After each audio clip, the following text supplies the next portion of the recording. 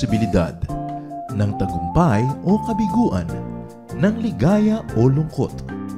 Kaya marapat lamang natanggapin si Jesus bilang tagapagligtas at Panginoon.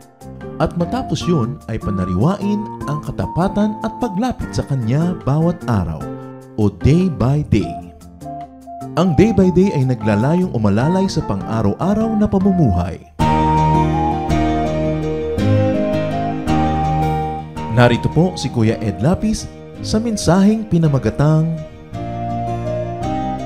How to Survive Bad Weather.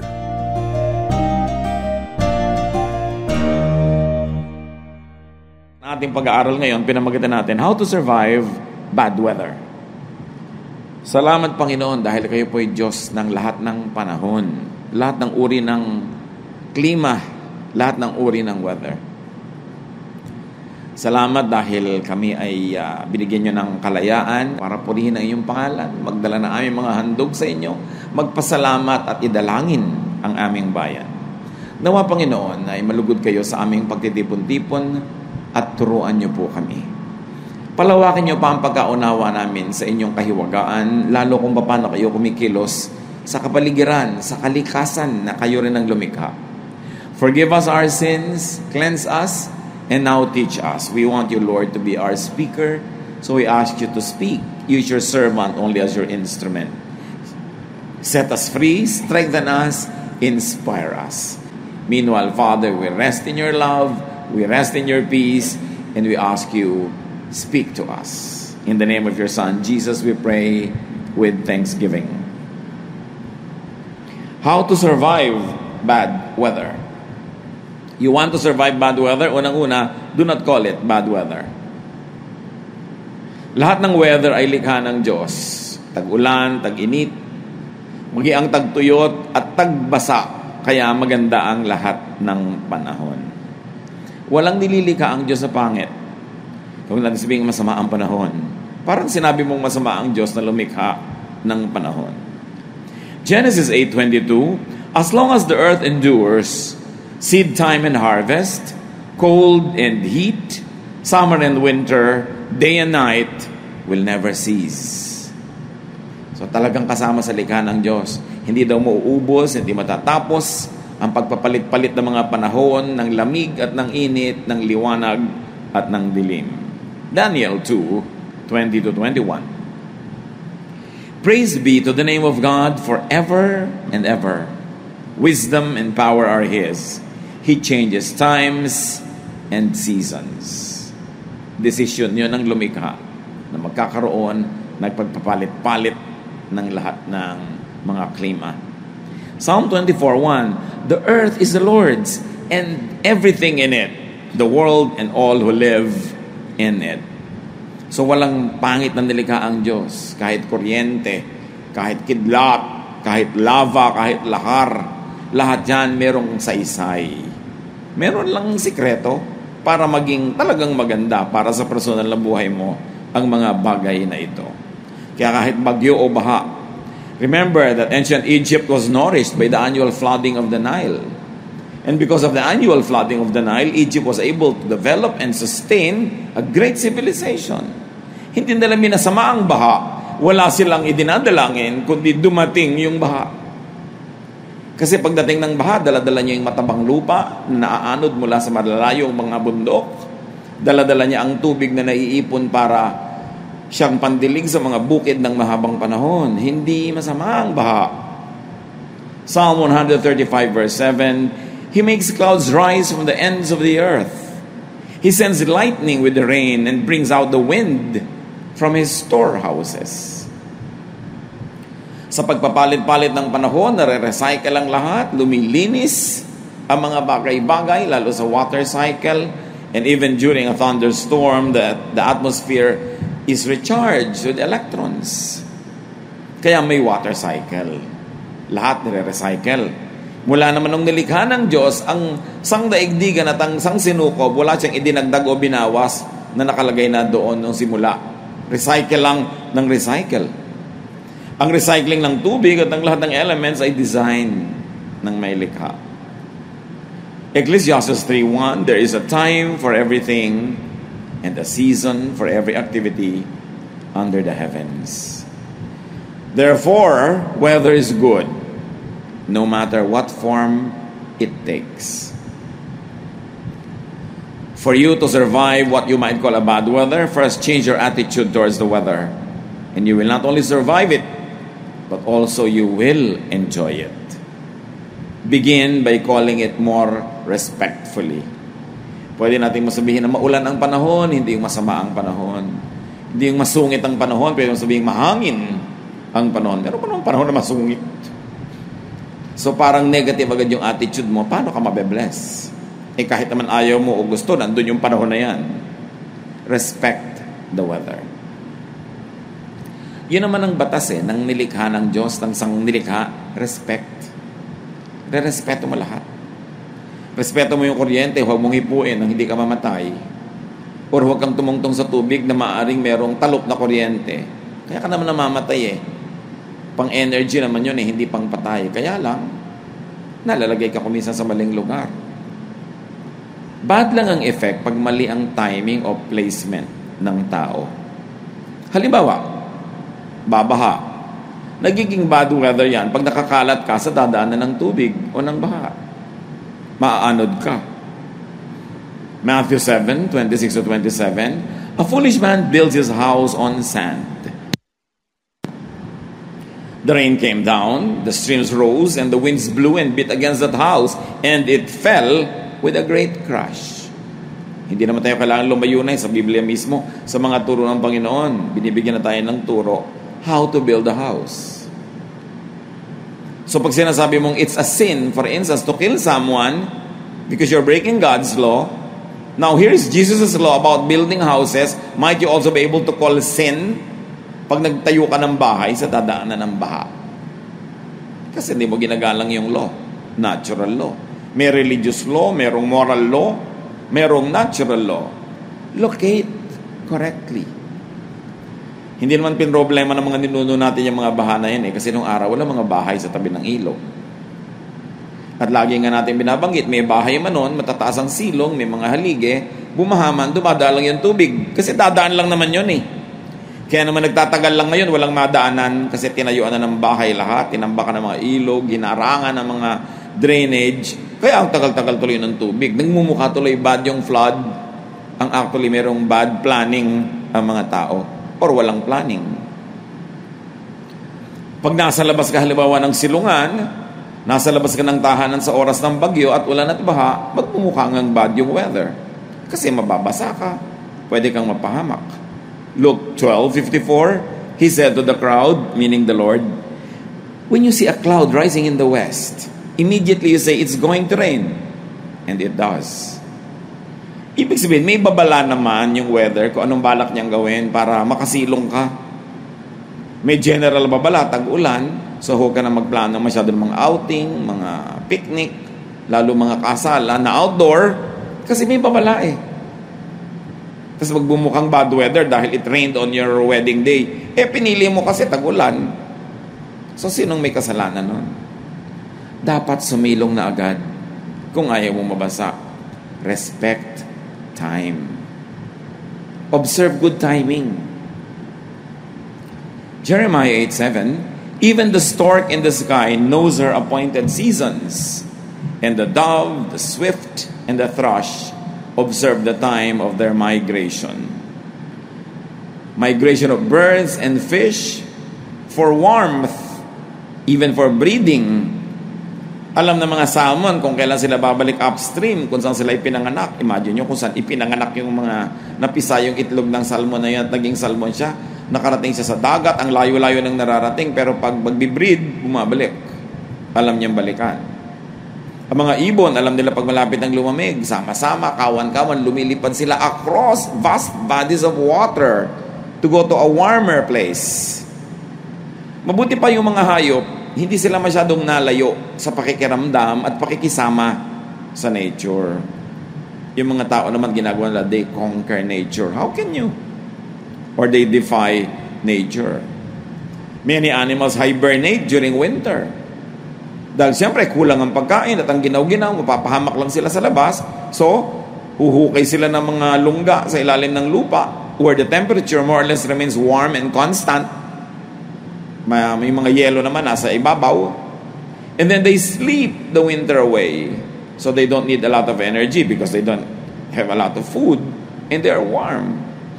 Ang mga hayop at halaman sumasabay sa panahon. Pati mga palaka, alam nila kung kailan magbe-breed pag umuulan. Kaya ang ingay-ingay ng mga lugar na may mga palaka. Plants shed their leaves in autumn and sleep out the winter. It's almost like hibernating too. Siyempre, para ano ba yung leaves? For photosynthesis. What will you do with there's no photo to synthesize? There is no sunlight, so the leaves are shed. The plant has little to feed, and the plant can sleep through the winter. So plants shed leaves, and then spring follows, and there is rebirth. Mula pa nung nilikha ang mundo hanggang ngayon, ganun yun. So how do you survive bad weather, so cold? Prepare your needs on time. Proverbs 30:25, ants are creatures of little strength, yet they store up their food in the summer. Maliliit na mga langgam, nakita niyo kung isang langgam nagbubuhat ng isang butil na bigas. Ilan yun? 10 times ng body weight niya yung binubuhat niya. Dahan-dahan, unti-unti. Kasi pag umulan na ang liliit na nila, maaanod na sila ng tubig at wala na rin silang madidilihensya mga pagkain kung saan-saan. Nananahimik sila sa kanilang mga lungga. Meron silang nakastore na pagkain. Minsan, daig pa ng mga langgam yung mga tao. Inaabutan ng dilubyo, walang pagkain sa bahay kasi wala nakastore. Sasabihin so ng iba, paano yan? Kahit gusto ko mag-store, wala akong pera. Diba? Kahit ayoko naman tumira doon sa dadaanan ng tubig, saan ako titira? Sa Malacanang Palace. Dinadaanan din yun ng ilog. Paano yan kung wala ako kayanan? Yan nga mga kapatid ang pananagutan natin kuminsan, hindi lang individual, collective. As a race, the human race mismanages the race, the civilization, the people, the towns, the cities. Kaya collectively, we suffer. Pwedeng personally, hindi mo choice yan. Pero choice ng humanity. May mga greedy. Therefore, dapat yung evenly distributed resources, nasa konting bulsa lang, marami tuloy nagugutom. Kaya racial yung kasalanan, hindi lang individual. Buong human race may pananagutan sa pagpapulyot ng ating mga lupa at hangin at mga ilog, sa kasakiman ng mga developers at pakikikutsaba ng mga government people, yung mga hindi dapat tayuan ng mga building, tinatayuan, lahat tayo nagdurusa. At yung mga sakim na marami mga nakikikbak, sila yung hindi nagdurusa. Pero syempre, their hearts are fattened for a day of slaughter. May araw din ang lahat. Dahil ang Diyos ay Diyos ng katarungan. Pero meron tayong dapat matutunan. At huwag natin laging sisihin yung economic system, yung mga politiko, yung mga kung ano-ano. Dahil may kanya-kanya rin tayong pwedeng magawa para iiwas sa mga sarili natin sa panganib at ihanda ang mga sarili natin na humarap sa mga panahon ng tagulan, ng baha, o kasalatan ng mga supplies. Kita niyo yung mga prutas, summer fruits are loaded with water. Alam kasi ng singkamas, alam ng melon, alam ng pakwan na ang tag-init ay tuyot na tuyot. Kaya mga prutas nila, ang daming tubig. At pati tayo, nakikiinom ng tubig nila. Inaagaw nga natin sa kanila Primitive peoples respected the seasons and planted in season. Alam nila kung kailan magtatanim. Pati ang mga badyaw, ang mga sama dilaot, titingnan lang nila yung galaw ng tubig sa dagat. Alam nila kung pwedeng pumalaot o hindi. Ginagalang nila. Nakikiisa sila sa kapaligiran. Ecclesiastes 3:1-2, there is a time for everything and a season for every activity under the heavens. There is even a time to plant. So do not go against time. Kaya naman, meron tayong mga weather forecasters o hindi mainam na lumipad ang mga aeroplano, therefore cancel the mga flights. Nakikisama ka sa panahon. Hindi mo pwede ipagpilitan ang gusto mo. You want not only to survive, but also to enjoy nature. Respect the laws of nature, especially the seasons. Alam mo, pagkapanahon ng mga tag-ulan, marami nagkakasipon, nagkakaubo. So how do you prepare yourself? Drink lots of nutritious juices, eat nutritious food. Have enough sleep para kahit maubuhan ka ng katabi mo sa LRT o sa jeep or wherever, sa elevator, meron kang lakas sa loob. Hindi ka mahahawa agad. Luke 21:29-30. Look at the fig tree and all the trees. When they sprout leaves, you see for yourselves and you know that summer is near. So adjust to nature. Do not defy it. May mga signals ang nature. Benefit from and enjoy nature. The laws of life do not apply only to nature. They also apply to all elements and facets of living. So kanina pinag-uusapan natin mga kapatid, natural bagyo, natural ulan, natural tag-init, tag-araw, natural lindol, pero marami pang ibang mukha itong mga bagyo at baha. There are emotional, social, spiritual storms and floods, which is really what I want to discuss. Kung may baha ng tubig, may bagyo ng hangin, may baha at may bagyo din ng luha. May baha din at may bagyo, mayroong unos ang ating damdamin. Maraming bagyo, hindi lang physical, may emotional at may spiritual. At pareho rin ang prinsipyo, how to survive. Ano-ano yung mga bagyong emosyonal at mga spiritual? Failure. Mga kabiguan. Daig pa nga kumisan niya ng bagyo. Being rejected. Feeling rejected by your own parents, feeling rejected by your own spouse, being rejected by the one you love, being rejected by an institution or an employment. Parang bagyo yan. Illness. Death of our loved ones. Bereavement. Bagyo lahat yan. Baha lahat yan. Loneliness and depression. Fear. Hopelessness. And other trials. Dumarating din yan. May panahon din yan, may season. Pag inobserbahan natin, may season din yan. Hindi random lang lagi. James 1:2-3. Consider it pure joy, my brothers and sisters, whenever you face trials of many kinds, because you know that the testing of your faith produces perseverance. The same principle. Huwag mong tawaging bad luck, huwag mong tawaging bad life, bad whatever. Sabihin mo lang, kasama talaga ng buhay. Natural.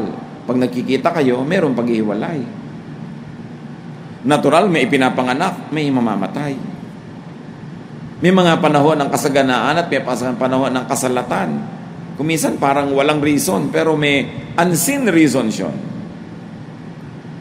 Tulad ng pagtrato sa physical na bagyo at baha, respect emotional and spiritual storms and floods as also parts of life that God designed. Mas maagang tanggapin natin mga kapatid na ganun talaga ang buhay. May araw na masaya, may araw na malungkot. Ganun talaga ang negosyo. May panahon na malaki ang tubo, mayroong panahong lugi-lugi. Mayroong panahong sobrang lugi.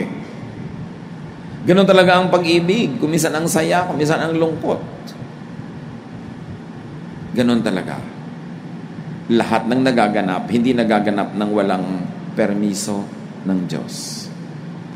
What's happening is either God's perfect will for you when you obey Him, or God's permissive will when you or your loved ones or people who affect your life don't obey Him. Pero not a sparrow falls to the ground without the Father's permission or knowledge. Nothing happens in your life that God doesn't know about. And if God knows about it, whether you understand it or not, God understands it. Whether you like it or not, God permits it.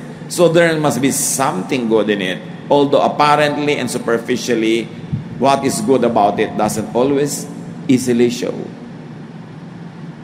Kaya nung si Job ay dinapuan ng kutak-kutakot na dilubyo sa buhay, at sabi ng asawa niya, sumpain mo na lang ang Diyos mo na yan, at mamatay ka na. Total, wala nang dahilan para mabuhay pa tayo. Pero mo sabihin ng asawa niya yon. Namatay lahat ng anak nila, nawala lahat ng kanilang kayamanan, nabalot ng galis at sakit itong si Job. Sabi ng asawa niya, "Why don't you curse God and die?" In Job 2:10, he says, "Shall we accept good from God and not trouble?" Kung gaano kakandara pa na tumanggap ng pagpapala, tanggapin mo rin kung merong hindi pagpapala sa tingin mo. Kung gaano mo kagustong tumanggap ng saya, pag ang ipinadala naman at pinayagan na ilungkot, tanggapin mo rin. Huwag kang magrebelde sa Diyos, huwag kang magalit sa Diyos. Lahat yan bahagi ng buhay at walang na-exempt dyan. Kahit mga hari, kahit mga propeta, kahit sino, dinadapuan ng lahat ng uri ng emotional storms. And besides, trouble is relative. It depends on how you look at it. It is a matter of point of view. Saya lang ba at walang lungkot sa buhay? Ginhawa lang ba at walang hirap? Pagsasama lang ba at walang paghihiwalay? Sa katunayan, mas masarap ang pagsasama, mas masakit ang paghihiwalay. Ganun talaga. So how do you survive these emotional and spiritual troubles? Adjust your timing and placement with regards to these natural elements of life. Adjust ka. Makiramdam ka.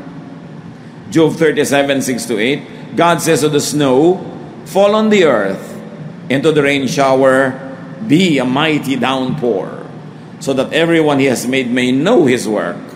He stops all people from their labor. The animals take cover, they remain in their dens." Pag sidami daw ng Diyos sa snow, maglaglagan kayong lahat ngayon. Pinaulan niya ng sobra, umulan ng todo. O di lahat daw, malalaman kung ano ang ginagawa ng Diyos at anong kaya niyang gawin. At lahat sila ititigil sa mga ginagawa nila. Pati mga hayop ay magkukubli. At ano dapat ang kasunod doon? And everyone should ponder the mystery and the awesome power of the Creator. That such uncontrollable events must lead you to worship. Because they are mysterious and cannot be thoroughly measured or understood, such wonders must lead you to godliness, to a holy fear of God, and to a complete submission to His power. When times are happy, be glad. When times are sad, be sad. Huwag baligtarin. Yung iba, panahon dapat ng pagsasaya, umiimbento ng lungkot. Yung iba naman, panahon ng lungkot, pinipilit magsaya. Huwag mong labanan yung agos. Yun ang nangyayari. Kaya, Pastor, nalulungkot po ako, nakaka-guilty kasi Christian ako. Ba't ka nalulungkot? Namatay po yung asawa ko. Abnormal ka kung di ka malungkot. Natural lang yun. Napapaiyak po ako, di po ba nakakaya yun? Parang wala akong faith. Kaya ka nga, binigyan ng Diyos ng luha para ipatak mo. Patak mo lahat, mamaya titigil din yan. Pero habang pinipigil mo, lalo na masasabog ang yung dibdib. Bakit mo pipigilin? Kaya ka nga may lacrimal glands para mag-produce ng tears. And according to scientific findings, tears contain a lot of toxins. Kaya pag umiyak ka, daig mo pa nag-detox, kaya mga bagong iyak, sa sarap ng tulog. Ang himbing, pag napaiyak. Ang Diyos ang may gawa ng lahat. So huwag pigilin. Sabi niyang Ecclesiastes, may panahong yumakap, may panahong bumitaw.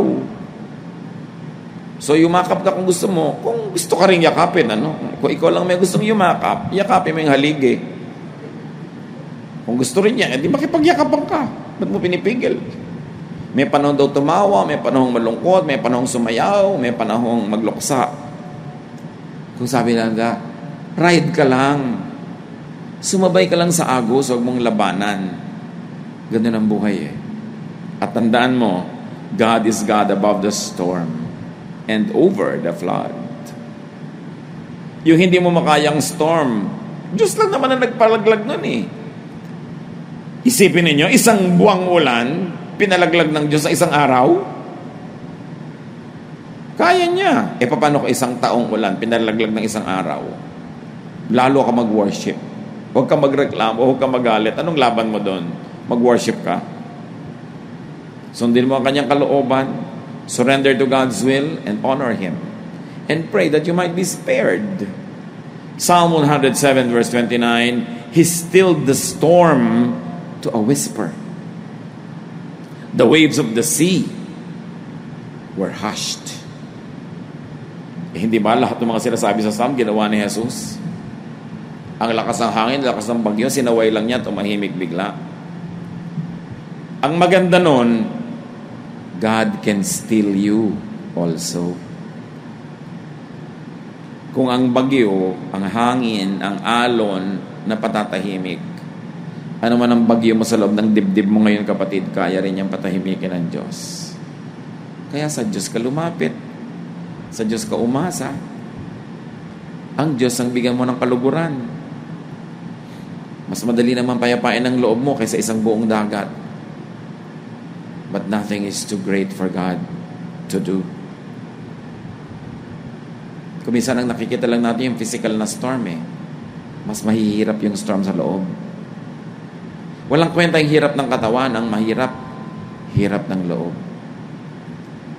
At kung paano pinapayapa ng Diyos ang lahat ng mga elemento na yan na nasa labas ng ating katawan, lalo niyang pinapayapa yung ating espiritu, yung ating puso, yung ating damdamin, kung magpapasakop ka. Kung hahayaan mong tumalab sa iyo yung kanyang salita, kung susundin mo ang mga utos niya. So how do you survive bad weather? Physical or spiritual weather? Don't call it bad. Take shelter in God, who is God over the weather. Proverbs 18:10, the name of the Lord is a fortified tower. The righteous run to it and are safe. So yan ang pangalan ng Panginoon. Yun lang bang pangalan niya? Yung kahulugan ng pangalan niya, yung kanyang mga katangian, mga kanyang katuruan, daig pa nun ang matibay na muog. Alam niyo nung araw, kaya may mga tower, ang mga kaharian, usually sa mga tower na yan, mga fortresses, merong balon sa ilalim. Para kung may dumadating na mga kalaban, yung mga mamamayan, tumatakbo sila papasok doon sa loob ng muog na yon, isasara yung mga pinto nun, may tubig sila doon kahit hindi sila palabasin ng kalaban ng ilang buwan. Meron sila doon mga tinatago mga pagkain para may makain sila. At yung mga pader, ang tibay, hindi tabla ng mga pana, ng mga kung ano-anong mga sandata. At yun doon ang pangalan ng Panginoon. Pag may dumadating na bagyo, lalo na yung emosyonal, spiritual, sa kanya ka tumawag. Doon ka kumuha ng shelter sa pangalan niya, sa kanyang turo. Dahil dapat, hindi pa dumadating yung bagyo, sumusunod ka na sa katuroan niya. So, hindi mo na kailangan tumakbo pagdating ng bagyo kasi actually, nando ka naman sa loob ng uog na yun, anytime, every time. When you live in the center of God's will, you don't even have to run into that stronghold because you are within the stronghold. Kaya pwede tayong maghanda. Kung hinahanda mo physically ang bahay, ang silong, ang lugar para sa bagyo, ihanda yung kalooban, laging sumunod sa Panginoon. Napaka-importante na ang kanyang mga diwa matupad sa ating buhay. Psalm 32 verse 7, You are my hiding place. You will protect me from trouble and surround me with songs of deliverance. Kanino ka kukubli? Sa Panginoon. Because God can give you protection also. Don't run into the tower only after, but also before the flood. Kita nyo yung mga iba natin mga kababayan, mabababa pa yung bagyo, ang baha, pinapalikas na, ayaw. Kung kailan lubog na yung bubong at sisingap-singap na sila, sasama rin pala sa rescue, hindi pa agahan. Ganon din tayo kamisan, di ba? Susuko ka rin lang naman pala sa Panginoon. Magpapaligtas ka rin. Ba't aantayin mo pa na halos malagot lang yung hininga bago ka sumunod? Agahan mo na.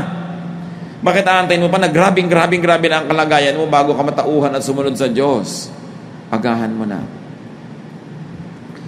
Alam niyo kung bakit hindi umaalis yung mga kababayan natin sa bahay nila agad? Kasi nanghihinayang sila sa kanilang earthly possessions. Baka may magnakaw pag umalis sila. Anong mga pinanghihinayangan natin kaya ayaw nating lumapit agad sa alok ng Diyos na iligtas tayo? Iligtas tayo sa mga kamalian, iligtas tayo sa mga maling relasyon, sa mga maling gawain, dahil may pinanghihinayangan din tayo, di ba? Pero kahit ganong panghihinayang nyo dyan, kahit ganong kalaki ang pagpapahalaga nyo, pag talaga nanganganib na yung buhay nyo at sobrang grabe na, susuko din naman tayo sa Diyos, agahan na lang. Para konti lang yung damage.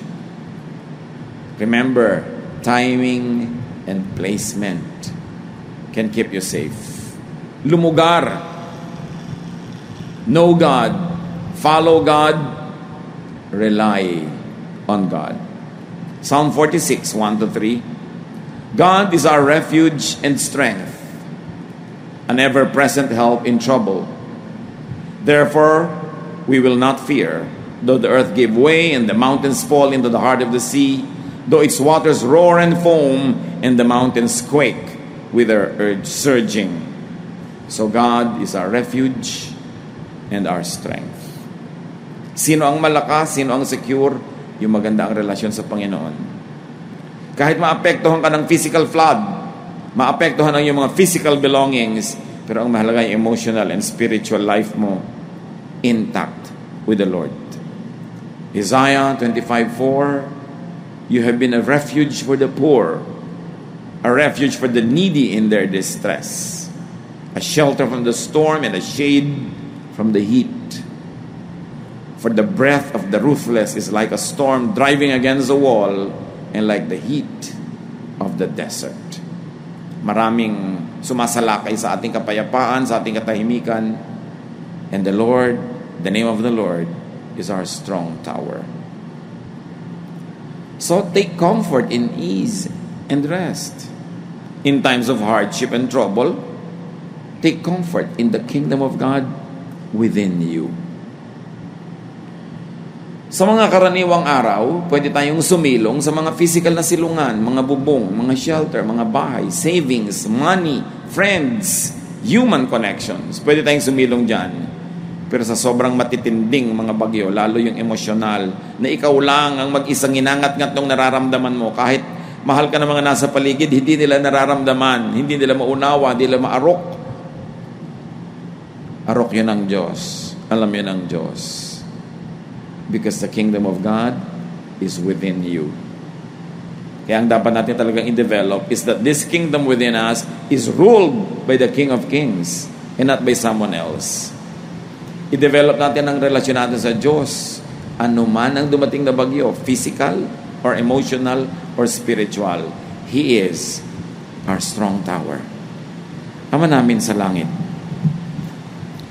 salamat sa mga paalala nyo sa amin na maraming uri ng bagyo. Minsan ang napapansin namin yung physical. Napapansin namin na physical, nababasa kami, physically, kakasakit kami. Pero hindi namin napapansin ko minsan, nabubulok na pala yung spirito namin, ang lala na pala noon.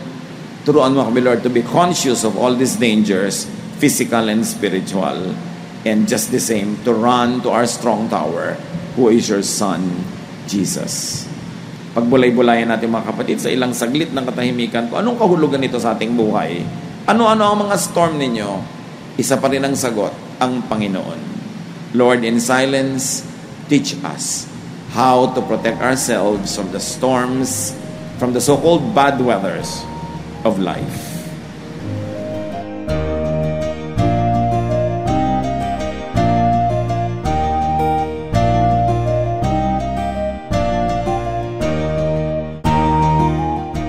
Ang katatapos pong mensahe ni Kuya Ed Lapiz ay pinamagatang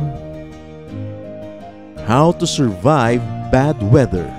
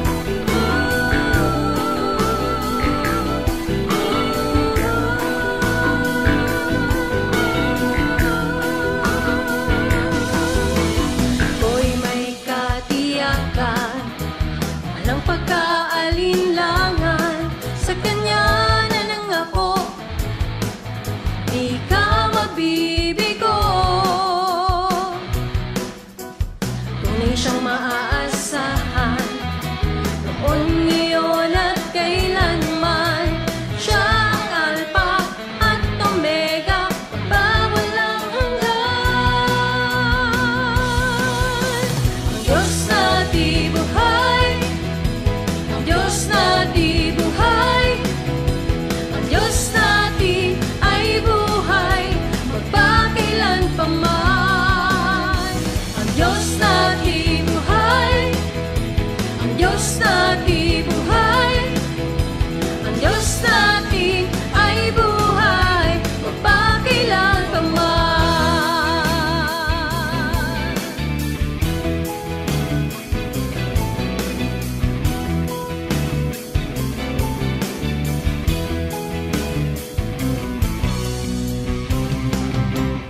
Puso'y may kapayapaan sa gitna man ng kapighatian, pagkat siya ang kasama, ako'y di mangangamba. Purihin ka, O Diyos, kataas-taasan, purihin ka, Jesus, magpakailanman. Siya ang Alpha at Omega, makapangyarihan. Ang Diyos na di buhay, ang Diyos na di buhay, ang Diyos natin ay buhay, magpakailanpaman. Ang Diyos na di buhay, ang Diyos na di buhay, ang Diyos natin ay buhay, magpakailanpaman. Ang Diyos natin ay buhay, ang Diyos natin ay buhay, ang Diyos natin ay buhay, magpakailanpaman. Ang Diyos natin ay buhay, ang Diyos natin ay buhay, ang Diyos natin ay buhay, magpakailanpaman. Ang Diyos natin buhay, siya ay ang Diyos natin buhay, ang Diyos natin ay buhay, magpakailanpaman. Ang Diyos natin buhay, ang Diyos natin buhay, ang Diyos natin ay buhay, magpakailanpaman. Ang Diyos natin ay buhay, magpakailanpaman. Ang Diyos natin ay buhay, magpakailanpaman.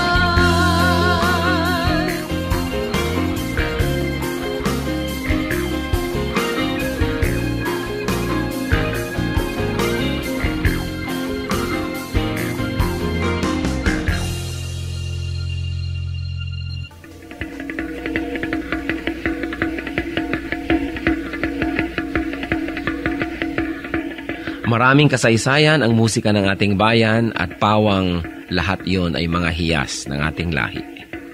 Ang isang instrumento na napakagandang pagtuunan ng pansin ay ang gimbal ng mga mansaka.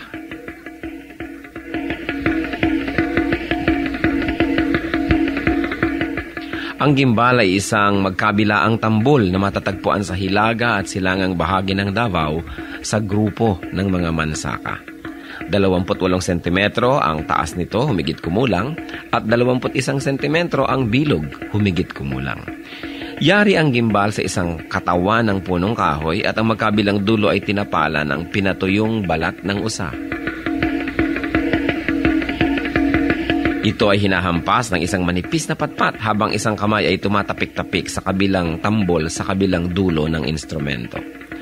Ang gimbal ay maaaring tugtugin mag-isa o ng mga may kasamang ibang instrumento kung ito'y ginagamit sa ritual. 1 hanggang 2 tao ang maaaring tumugtog sa magkabilang dulo ng gimbal.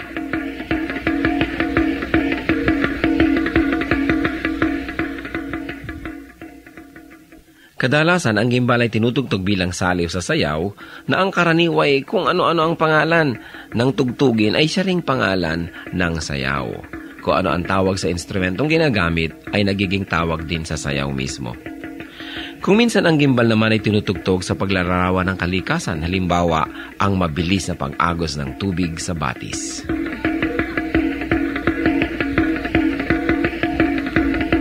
Ang gimbal o kimbao, instrumento ng mga mansaka. kayamanan ng ating lahi, hiyas ng ating bayan, marapat lamang na gamitin sa pagsamba sa Panginoong Hesus.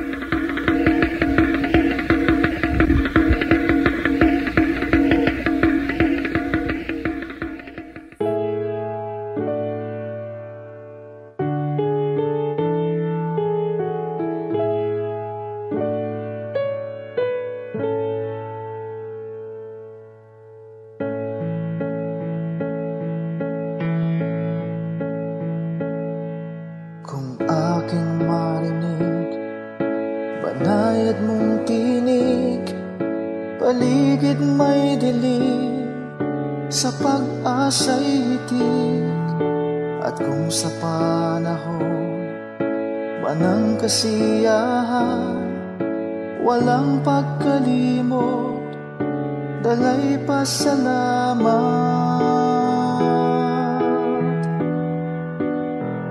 Alay ko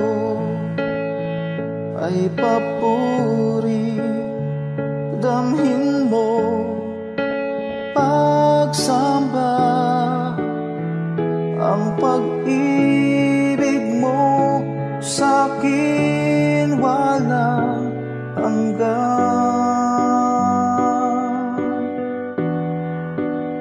Sa iyo kabutihan, buhay ay nakamtan. Pupurihin ka magpakailan pa man,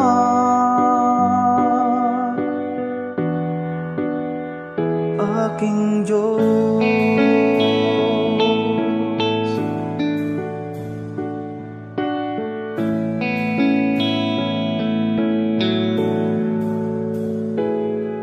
At kung magkaminsan di ka maramdaman, sa puso ko'y tiyak ika'y naririyan. Kahit sa dulo man itong aking buhay, ika'y aking lakas, hindi mangangamba.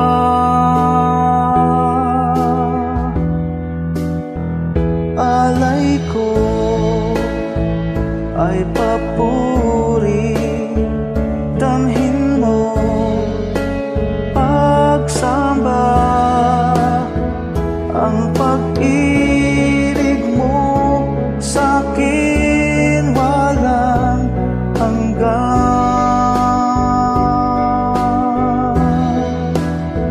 Sa iyo kabutihan, buhay ay nakamtan.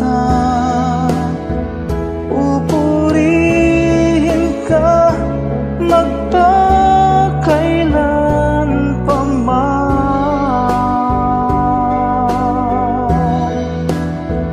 aking Diyos.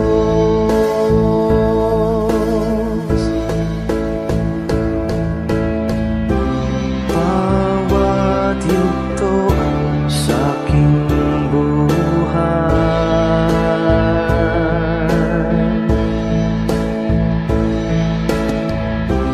laging laan iyong gabay.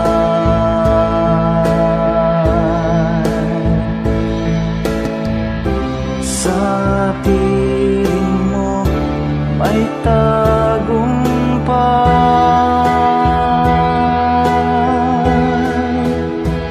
Alay ko ay papuri, damhin mo pagsamba, ang pag-ibig mo sa'kin walang hanggan.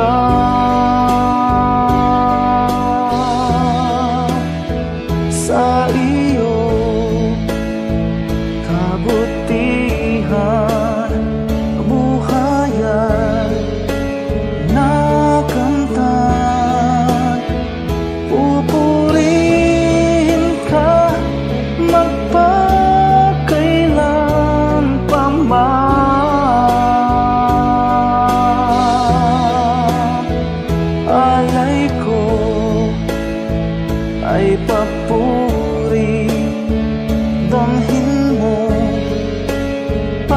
magsamba. Ang pag-ibig mo sa'kin walang hanggan.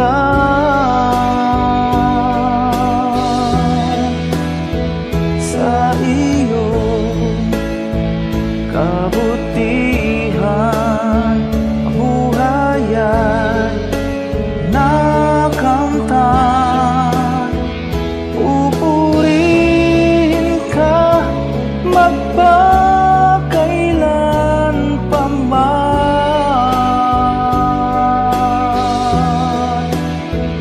aking Diyos,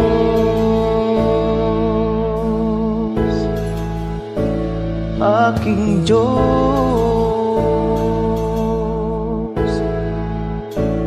aking Diyos.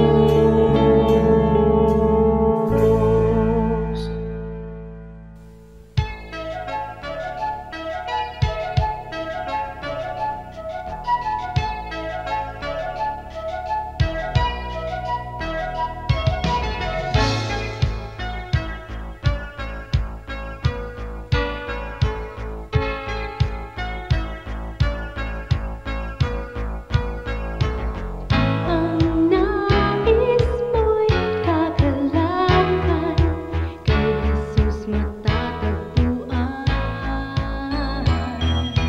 Kagalakang di magmamaliw, ngayon at magpakailanman. Kahit sa kabila man ang iyong pagdurusa, kung siya ang kasama ay kayang magsaya. Kagalakan ng puso ay makakamtan pag si Kristo sa buhay. Ang iyong paglingkuran kay ganda ng mundo, kung malalaman mo na siya'y laging nagmamahal sa'yo.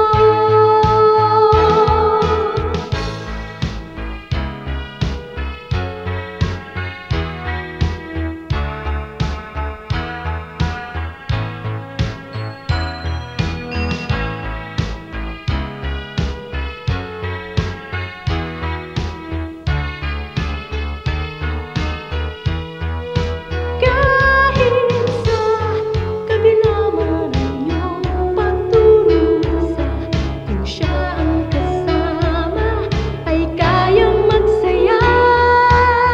Kagalakan ng puso ay makakamtan pag si Kristo sa buhay. Ang iyong paglingkuran kay ganda ng mundo, kung malalaman mo na siya'y laging naghihintay sa'yo. Kay ganda ng mundo, kung malalaman mo na siya'y laging nagmamahal sa'yo.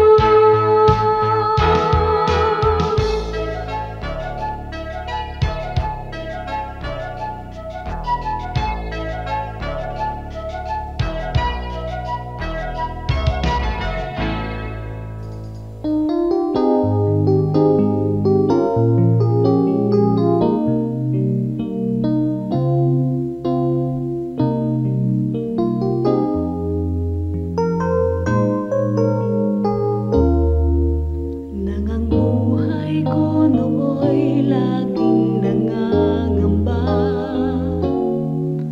ang pagluhay di ko kaya at walang patutuhan. O Jesus, nang ikaw nga ang makilala ko, ang lahat iyong pinanatag, ang lahat inayos mo. Kapayapaan na nagmumula sa'yo, naranasan ko dito sa buhay ko. Kapayapaan noon pa may hinihintay, aking Panginoon sa aking buhay.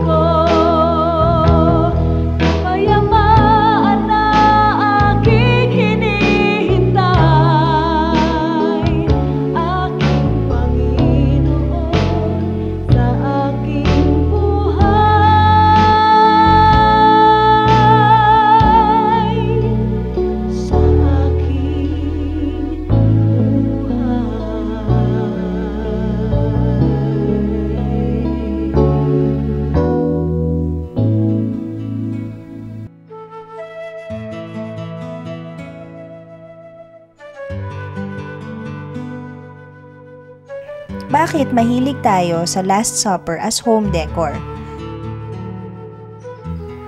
Available kasi yung Last Supper kasi ang dami niya nagtinda, yung buhat-buhat nila ang dami, mag-aalok sila bahay-bahay. Kaya pag nagkaroon yung isa, magkakaroon ng buong kapitbahayan at saka relihiyoso kasi maraming Pilipino. Kahit sa hapagkainan, gusto lang nakakakita ng mga religious symbols. At ano pa nga naman ang pinakabagay sa hapagkainan, kundi yung Last Supper depiction in painting or in other forms of art.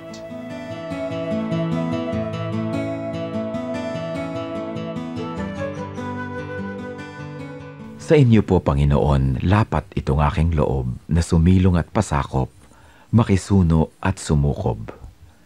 Sa tuwing kayo'y lalapitan ay lagi nang gumagabay, taus-pusong lumilingap sa bawat pusong sugatan. Kabutihan yung matapat, bukas palad kong magbigay, kahit ang tulad kong abay, walang patagong anuman.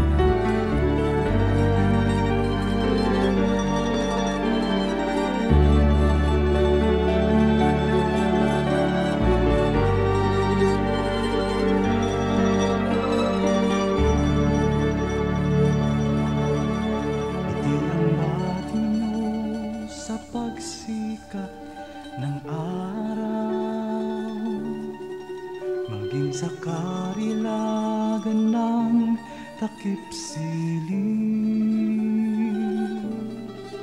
at sa kandili nyo ako'y hindi maliligaw. Latnan man ang unos sa lalim ng dilim. Kung sisikapin kong bilangin ang mga bituin, isa-isahin ko man bato sa buhangin. Walang makahihigit sa lawak ng iyong pagtingin, sa kalinga niyo pagmamahal sa akin. Alleluia, Alleluia, Alleluia, Alleluia, Alleluia, Alleluia, Alleluia, Alleluia.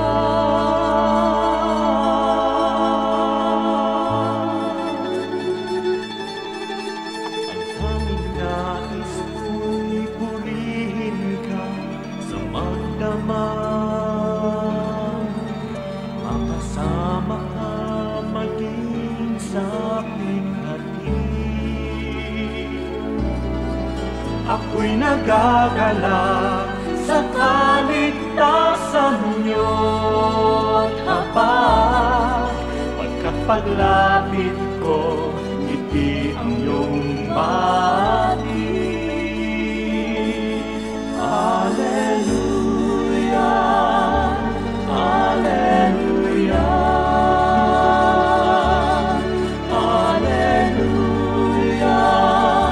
Alleluia, Alleluia, Alleluia, Alleluia.